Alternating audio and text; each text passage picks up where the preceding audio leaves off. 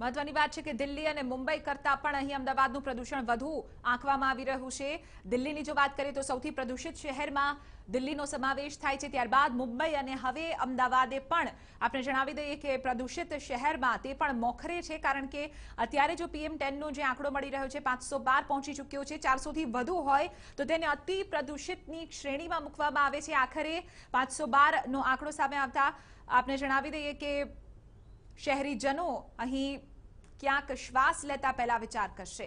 આજ મુદ્દે વધુ જાણકારી મેળવીશું। TV9ના સંવાદદાતા ભૌમિક વ્યાસ જોડાઈ ચૂક્યા છે। ભૌમિક, અત્યારે જે PM10નું સ્તર જોવા મળી રહ્યું છે 512 પહોંચી ગયું છે। આમ તો 400થી ઉપર જાય તો અતિ પ્રદૂષિતની શ્રેણી તેને કહેવામાં આવતી હોય છે। 512નો જે આંકડો મળી રહ્યો છે, અમદાવાદની હવા ઝેરી કહી શકાય, ઝેરી, કારણ કે લોકો શ્વાસ પણ નહીં લઈ શકે, કારણ કે 512નો આંકડો મળી રહ્યો છે PM10નો। ભૌમિક,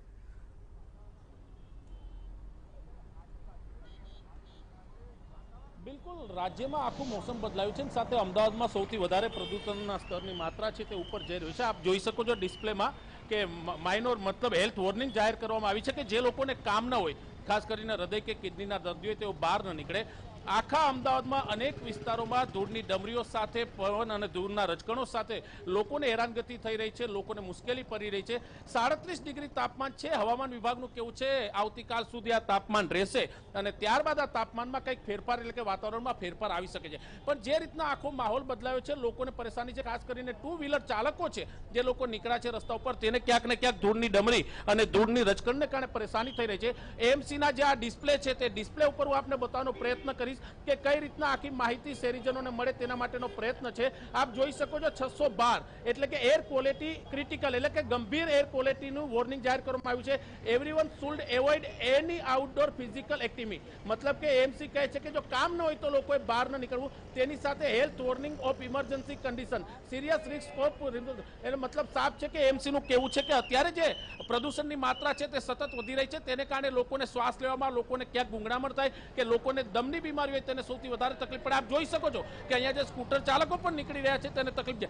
ધીમે ધીમે હવે વરસાદી છાંટા પડવાની શરૂઆત થઈ છે। રાજ્યના અનેક વિસ્તારોમાં કમોસમી વરસાદ છે, માવઠા છે, ક્યાંક કરાનો વરસાદ થયો છે, પણ અત્યારે જે સ્થિતિ છે અમદાવાદની, તેમાં સૌથી વધારે તકલીફ પ્રદૂષણની છે। પીરાણા છે, નવરંગપુરા છે, રાયખડ સહિત જે રિંગ રોડનો વિસ્તાર છે ત્યાં પ્રદૂષણની માત્રા સૌથી વધારે છે। 400, 450ની ઉપર જ્યારે જાય છે ત્યારે સ્વાભાવિક છે કે પ્રદૂષણની ગંભીરતા લોકોને સમજાતી હોય છે। અત્યારે એર ક્વોલિટી ઇન્ડેક્સ 612 ઉપર પહોંચી ગયો છે અને તેને કારણે સમજાઈ શકે છે કે આ સ્થિતિ કેવી છે। પવન પણ અત્યારે ફૂંકાઈ રહ્યો છે, સાથે ધૂળની રજકણો ઉડી રહી છે અને સાથે એએમસીનું ડિસ્પ્લે વોર્નિંગ કરી રહ્યું છે।